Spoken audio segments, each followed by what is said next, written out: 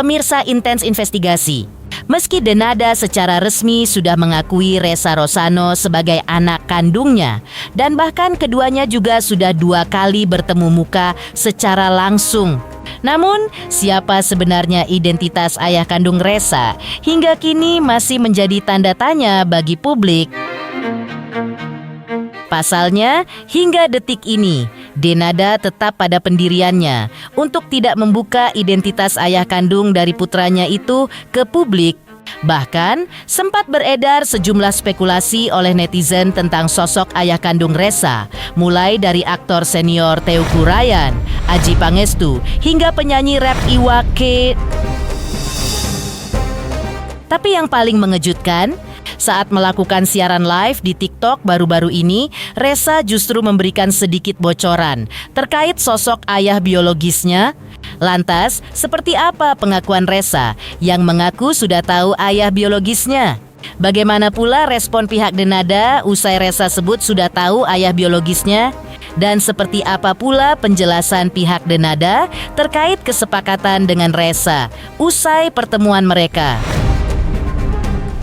Pemirsa, bersama Intens Investigasi, kami hadirkan kabar terkini, terpercaya, dan teraktual. Tetapi sebelumnya, jangan lupa untuk like, subscribe, dan juga share channel YouTube ini.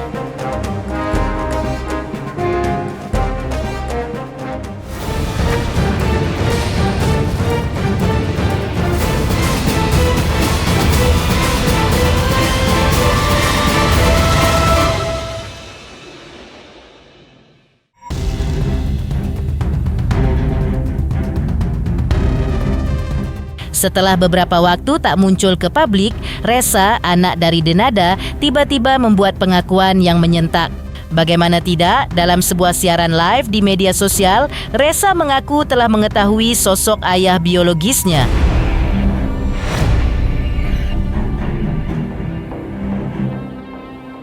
Ressa menyebut pria tersebut berasal dari Aceh dan meyakini bahwa banyak orang sudah mengenal sosok sang ayah. Pengakuan itu disampaikannya secara langsung dalam potongan siaran live yang kemudian ramai diperbincangkan. Ressa udah tahu kok bapak Ressa siapa. Kalau udah tak kasih tahu clue-nya pasti tahu semua.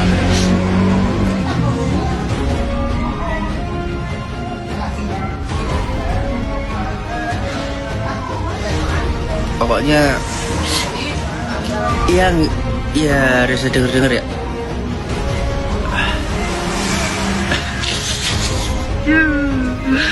Clue-nya apa? Pokoknya orang Aceh. Orang Aceh. Udah pokoknya clue-nya itu. Udah clue-nya itu aja.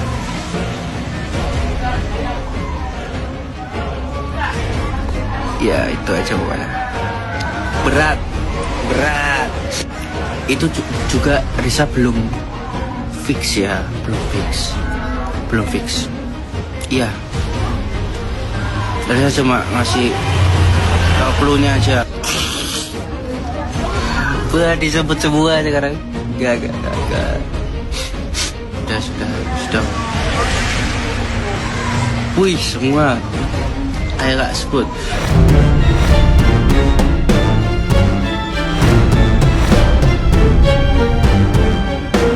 Sebelumnya, Ressa juga sempat mengungkapkan perasaannya yang kini merasa memiliki 2 ibu. Ressa juga menjelaskan bahwa kini memanggil Denada dengan sebutan ibu, bukan lagi mbak. Ressa juga menceritakan momen saat Denada mengajaknya untuk tinggal bersama, namun ia memiliki jawaban tersendiri terkait ajakan tersebut. Selain itu, Ressa mengungkap pernah diajak ke Singapura untuk bertemu adiknya, Aisyah, yang menjadi salah satu momen berkesan baginya. Sederet pengakuan tersebut disampaikan Ressa dalam pernyataannya yang ramai diperbincangkan publik. Kalau dari Ressa sendiri sih pastinya ini yang ditunggu-tunggu Ressa ya Kak. Pastinya ini yang ditunggu-tunggu Ressa. Ini momen yang paling Ressa tunggu.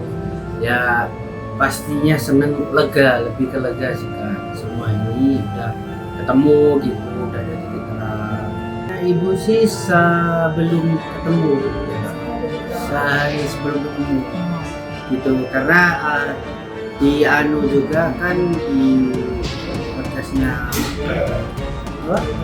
Feni Rose itu ibu mau dipanggil ibu bukan mbak. Reza sih mau manggil ibu mulai dulu, tapi kan dia balik lagi ke belakang, jadi nggak usah balik lagi ke depan. Punya dua, ada mama ada ibu, pastinya seneng banget. Apalagi akur ya Kak, akur itu pasti seneng banget. Reza nggak mungkin mau ke ibu, ya gantian lah Kak, ke ibu terus ke mama, ke ibu, ke mama gitu. Harus di tengah, ke ibu ya, ke mama ya. Kan Reza waktu itu udah ngomong bagaimanapun ibu itu yang melahirkan Reza. Tapi sama juga bagaimanapun mama itu yang merawat Reza waktu kecil sampai sekarang ini. Jadi curhat terus dari ibu sih yaitu ada nawarin tinggal di rumah, karena kan Reza selama di Jakarta ini ngekos Kak. Kenapa nggak di rumahnya Kak Sheila? Di rumahnya Kak Sheila itu mohon maaf bukan gimana ya, rumahnya itu kamarnya itu terbatas gitu. Jadi Reza inisiatif lah biar lebih nyaman kan Kak, lebih nyaman ke ambil kos lah gitu. Kos ada di Depok, kos dekat situ gak jauh-jauh banget. Nah terus nawarin lah di rumahnya yang di mana? Yang di Bintaro gitu. Reza sih bukan Reza nggak mau atau masih bimbang ya Kak. Reza iya, tapi Reza harus memposisikan kayak ibaratnya seminggu sama ibu, seminggu sama mama, seminggu sama ibu, seminggu sama mama. Dan itu juga belum ketemu mama kan Kak. Itu hari pertama Reza ketemu sendiri sama ibu. Itu sih, terus mau ke Singapura. Ya mau ke Singapura. Ketemu mau lah Kak, siapa yang nggak mau banget ketemu adik yang selama ini ketemunya cuma berapa kali kan, apalagi adiknya Reza juga tahu Reza ini siapa kan gitu, mau banget, tapi itu ada waktunya gitu. Reza mau banget. Berapa kali kamu ke luar negeri? Berarti itu yang kedua kali ya? 3 kali. 3 kali, yang pertama tuh yang di Australia. Pertama di Australia, kedua Singapura, 3 ini mau ke sana. Sudah ada rencana mau kapan? Masih belum sih Kak. Nunggu dikabarin ya. Reza Sebelumnya, Ibu Ratih menceritakan momen haru saat Denada meminta maaf kepadanya dalam pertemuan mereka. Belum lama ini, menurut Ibu Ratih, mereka juga membahas rumah yang ditempati bersama Reza, yang ternyata masih memiliki urusan sengketa yang belum selesai. Berikut penjelasan Ibu Ratih. Kita kan semua saya ini ke sebenarnya di sini Dina tuh, iya. Contohnya ya kayak masalah ya, semua yang di kampus itu ya semua saya uruskan. mengenai rumah juga ya Mbak Sela? Iya. Bagaimana itu Mbak yang rumah? Kalau masalah rumah itu saya bilang Mbak, itu rumah bukan ini loh Mbak, bukan untuk desa, pemberian desa. Kalau memang iya pemberian desa, selesaikan dulu semua karena itu masih sengketa gitu. Karena itu masih ada beberapa saudara yang masih belum dibayar. Iya tante, nanti akan diurus.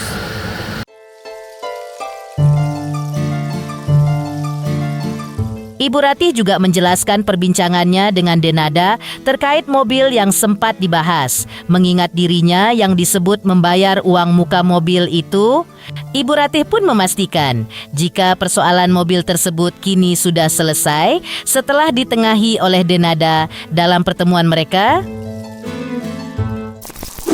Mana di mobil video ya? Jadi mobil itu dulu Dena ngasih DP aja. Selama 4 tahun saya yang bayar. dan itu ada semua buktinya, pembayarannya ada. Tuh, jadi mungkin Dena nggak tahu atau gimana tuh, sudah ke Mbak ini, tapi itu saya semua yang bayar untuk makan. Makanya begitu mobil itu dijual terus, ini kan saya juga ini ya merasa ikut membayar juga itu. Terus yang Iya, 20 juta. Iya. Masalah 20 juta. 20 juta itu saya memang benar-benar nggak tahu karena saya nggak tahu perjanjiannya. Kalau itu memang atas namanya Resa, saya pasti tahu kan. Oh iya, ternyata DP-nya sekian, ternyata DP-nya sekian. Jadi si Resa ini dengar cerita sama saya, mah itu cuma DP-nya 20, tapi ternyata 106. Saya benar-benar nggak tahu. Dan itu Resa juga dapat cerita Dan dari itu atas namanya kan Muhammad. Jadi nggak tahu perjanjian bagaimana kita tahu. 20 juta itu juga Resa itu dengar dari keluarga sendiri ya, jadi dari tante ipar lah Ya. gitu, yang katanya waktu itu nemenin almarhumah ke bank gitu, jadi ya Resa percaya sama beliau, cuma ya ternyata jadi buntut panjang kayak gitu.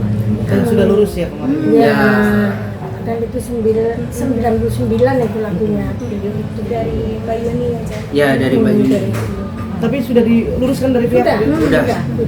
dan Karena adiknya yang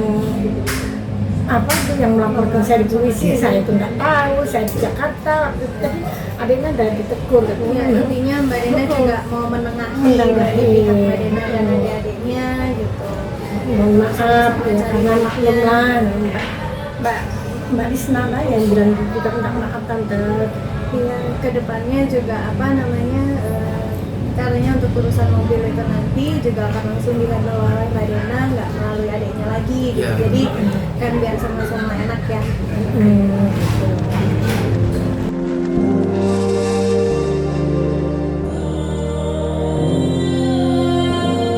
Menepikan pengakuan Resa yang mengaku sudah tahu ayah biologisnya.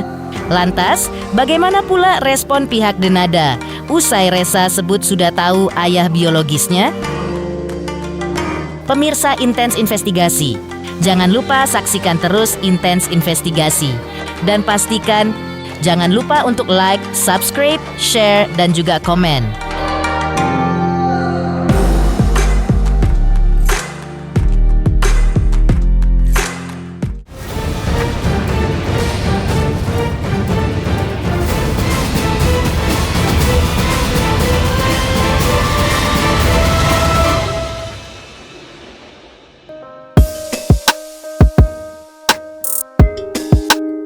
Menanggapi pengakuan mengejutkan Resa yang mendaku diri sudah mengetahui identitas ayah biologisnya, pihak Denada melalui manajernya memilih untuk tidak menanggapi. Risna juga berdalih jika dirinya secara pribadi tidak mengetahui pernyataan Resa tersebut, karenanya ia pun tidak perlu menanggapi lantaran hal itu menjadi ranah pribadi sepenuhnya dari Denada dan juga Resa.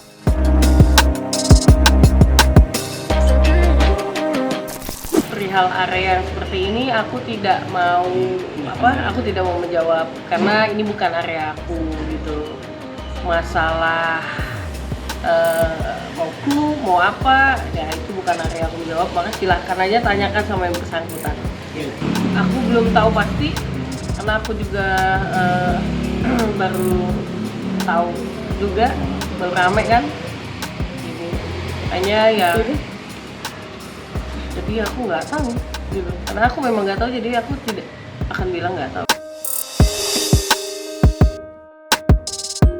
Sebaliknya, netizen justru ramai mengomentari siaran live Resa serta ikut berspekulasi terkait sosok ayah biologis Resa yang berasal dari Aceh dan seorang artis.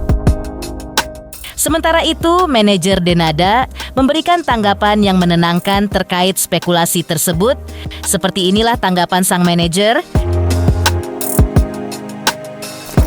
Gitu sih, kita fokus aja dengan apa yang jadi kemunculan permasalahan ini, itu aja dulu, gitu kan?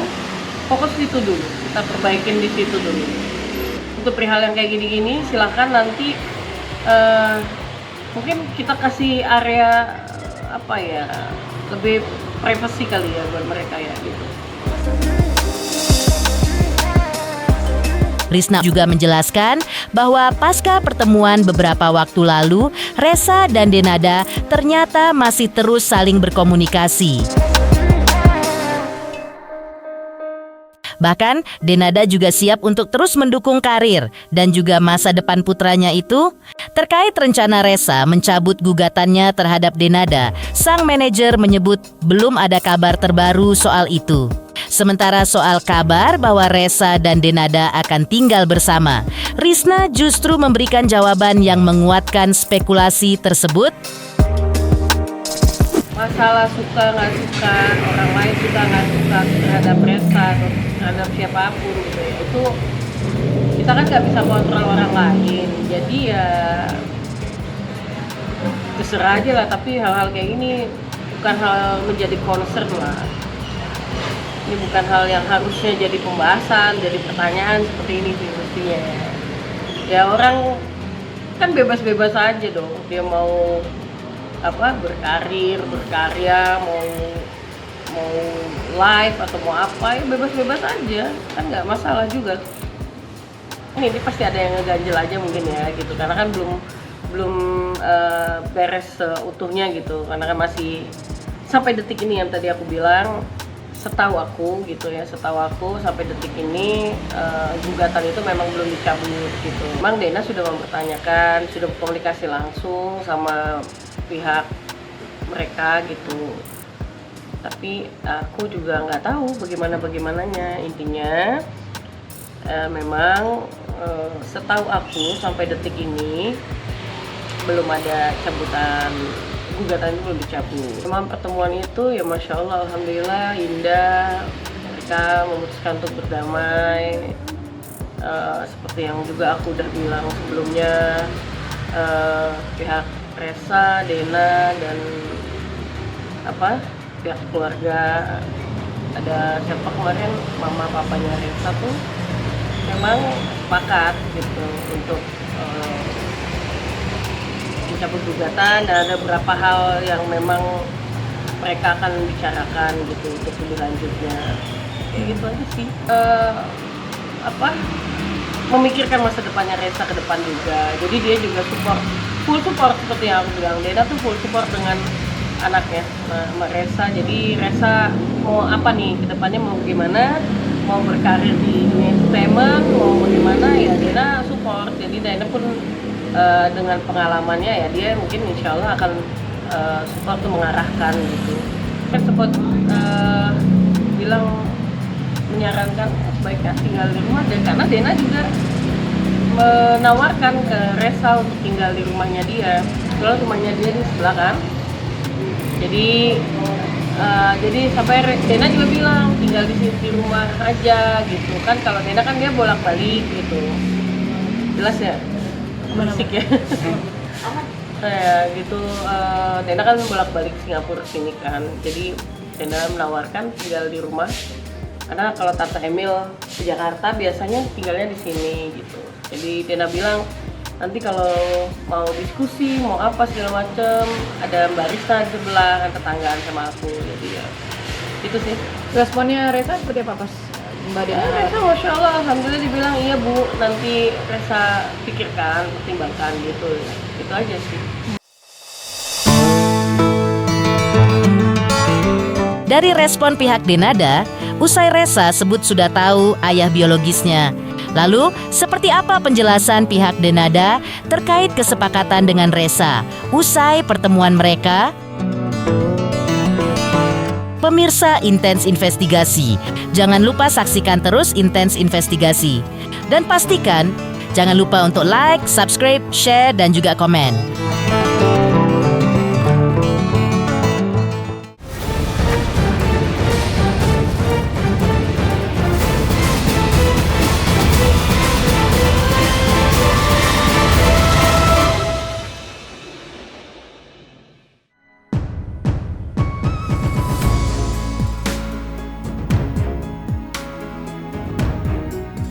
Sebelumnya, Denada melalui kuasa hukumnya menjelaskan hasil kesepakatan dengan Ressa dalam pertemuan mereka. Disebutkan, mobil yang sebelumnya diberikan Denada kepada Reza dan telah digadaikan sebesar 42 juta rupiah, ternyata nantinya akan ditebus kembali oleh Denada. Sementara terkait tuntutan pihak Reza sebesar 7 miliar rupiah, pihak Denada menyebut hal tersebut sudah tidak lagi diperpanjang. Kuasa hukum Denada juga menegaskan bahwa seluruh hasil pembahasan akan dimasukkan ke duplik dalam gugatan Reza di Pengadilan Negeri Banyuwangi. Nama Muhammad kan ya, kan nggak enak nanti ada apa-apa dan hari diselesaikan sama Mbak Denada nanti. Terus yang rumah, ya memang diakui itu rumah pembeliannya Mbak Denada, cuman diatasnamakan Ibu Emil. Kurang jelas. Kalau masalah rumah diakui bahwa memang betul itu yang ditempati Pak Dino itu ya memang rumah yang untuk Reza itu. Dan kemarin-kemarin kan ditolak kan, tidak ada rumah, tidak ada ini ya. Sekarang diakui dalam mediasi kemarin ada.